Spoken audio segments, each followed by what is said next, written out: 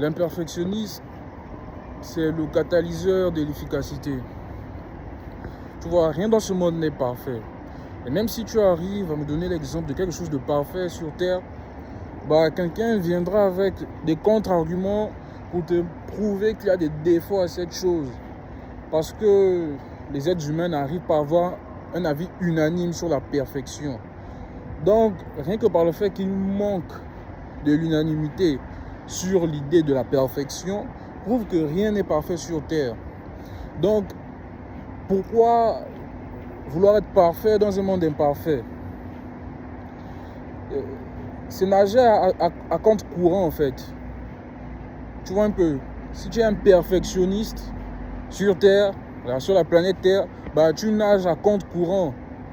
Alors que en étant un imperfectionniste, tu nages dans le courant. Et je vais te donner un exemple. On va prendre deux sportifs, le sportif A et le sportif B. Le sportif A, c'est un perfectionniste.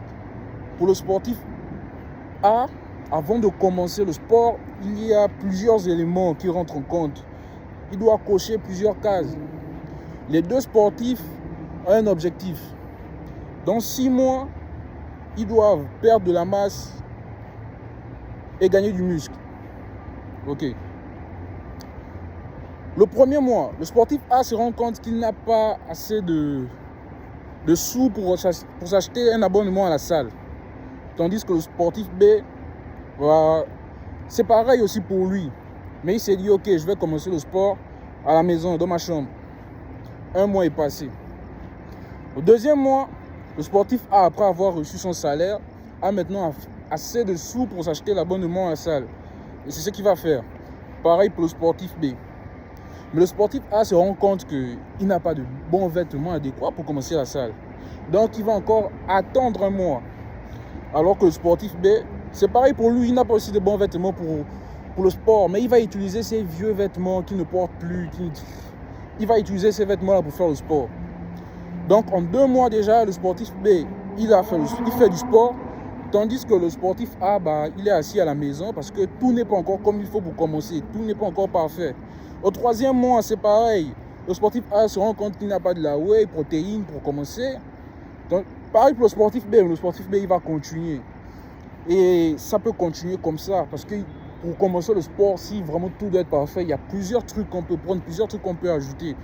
Et à la fin de 6 mois, d'après toi, qui aura atteint son objectif? Qui aura eu les meilleurs résultats? Le perfectionniste ou celui qui accepte l'imparfait? Et des exemples comme ça, on peut en prendre plusieurs. Tu peux en prendre plusieurs même. Même dans ta propre vie, j'en suis sûr. Être parfait dans un monde imparfait, ça n'a pas de sens. Et je te défie même, toi, pendant ces 6 mois, les 6 prochains mois, vas-y, essaie.